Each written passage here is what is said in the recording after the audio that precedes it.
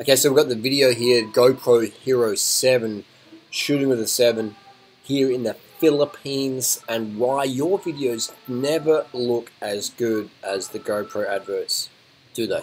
They never look as good. Can you link me to anyone's channel who has videos as good as what we see in the GoPro adverts? How come nobody's videos look as good? Just two reasons for that. I feel there's an X factor. There's an X factor going on there. Another one is that most people don't know what a LUT is. Now, if you're like me, I love a good LUT. Nothing better than a good LUT to get a little bit extra lighting, a bit extra depth. A LUT stands for lookup table, and a LUT is that basically call it a filter, color correction, whatever you want to call it. But the industry term we use here in the industry, as a professional filmmaker myself, making videos with my iPhone, we call it a LUT, lookup table. So if you're not using the LUTs on your videos, they won't have as much glow. All the GoPro videos I see from GoPro, 99% of them have a LUT added to it. So it's easy to find a GoPro LUT if you go online, but you'll need editing software such as Final Cut Pro. Final Cut Pro, in my opinion, is the best if you want to do any LUTs. Alright? So use Final Cut Pro. It's the fastest rendering software out there, except iMovie. iMovie is the fastest software you can use for slapping up a video, exporting it. iMovie, nothing comes close. iMovie on your phone, iMovie on your iPhone 6 is going to export faster 4K video than your latest $10,000 MacBook. I guarantee you it's going to export faster. Right? So it's crazy how fast these iPhone 6s are.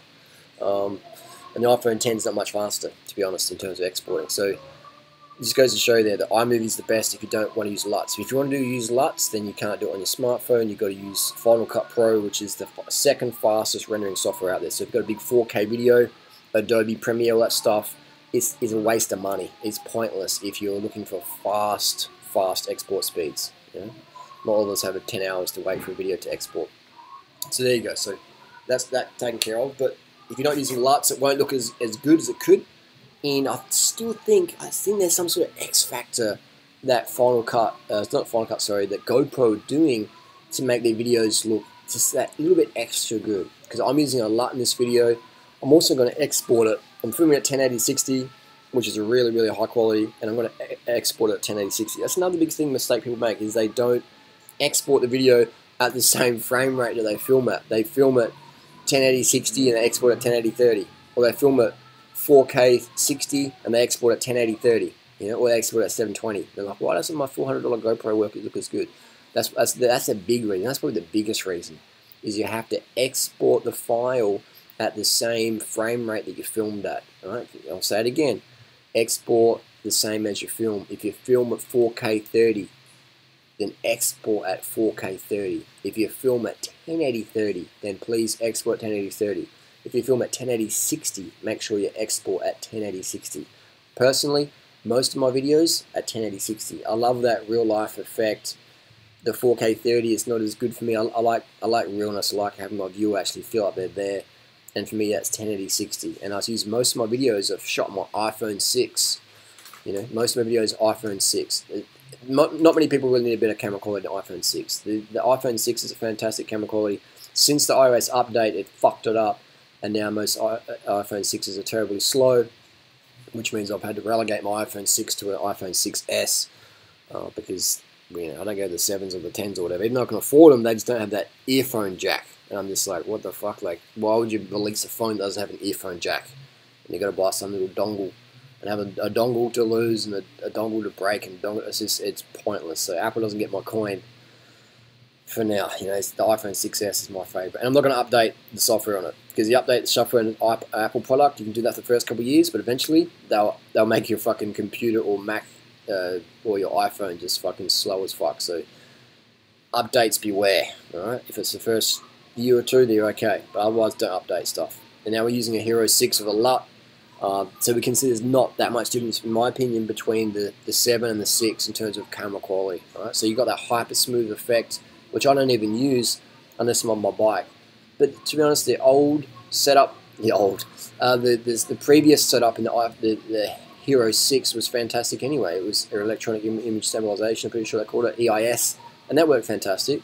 That worked good enough. So the Hyper Smooth, yeah, I mean, it's got some time-lapse video footage, which is really cool. It's smooth, they call it hyperlapse, or they call it time warp. Everyone else calls it hyperlapse. So time warp can be sort of fun, give a fun effect, but again, how many people are really going to use that? You know, how many people buy these cameras? Actually, a lot of people buy a camera, think I'm going to be a professional filmmaker, YouTuber, like durianrider or whoever, and that anyone can do that. But it's just like buying a $10,000 bike. Anyone can buy one and get super fit, but how many people actually go and do that? So the industry makes a lot of money selling people product they don't really need, but they sell it on that emotional trigger of like, hey, this could be you. And people want that, but not many people really want to work for it. You know, it's like, it's like a lot of girls want a physique like this to be slim and fit, but not many girls really want to work for it. And some girls just don't have the genetics for it. You know, maybe you're 5 foot, maybe you're Amazon built, maybe you're, you know, 40-kilo Filipino girl. So it depends on your genetics as well. And that brings us to high carb vegan, because a durianrider video is not complete unless we talk about the high carb vegan lifestyle. I was on a running forum yesterday, and someone was just saying that, you know, durianrider saved my life. Basically, the person had chronic fatigue, and they thought, I'm going to try durianrider's lifestyle, have fruit for breakfast, fruit for lunch, rice for dinner, keep it oil free. And just as an experiment, they did it, and within 2 days, they said their chronic fatigue had lifted. And this was like a runner, like a pretty decent runner, and they got their life back. They went back to university. They could do what they wanted to do. Now they're a doctor, etc., etc. They could just follow their life path, and that's really powerful. That's really awesome to read that stuff. That was just on some random running forum yesterday. I don't know about that, but anyway, so that's definitely high carb, low fat vegan. Because I mean, here's the thing: you might be a great camera person, but where's your energy coming from? You know, Adderall, caffeine, Ritalin, yeah, that's not really sustainable. How are you going to get lean and slim and feel good and have good moods? That's going to be the consistent high carb intake, so you can actually get out there and use your cameras in the real world, you know, and get out there and get it done. So carbohydrates, that's your fuel, that's your battery life. There's no point having a fancy camera or a fancy Mac or some good LUTs if you don't have enough carbohydrates to use them. So drink enough water so you're peeing clear every 2 or 3 hours. If your urine's yellow or straw, you need to drink more. I bet you didn't think you'd get this information on a GoPro video, did you? But you're getting it. You get more with durianrider. If you have any questions about the GoPro or vegan diet, leave it in the comment section below. We will see you next video. Thanks for watching. GoPro Hero7.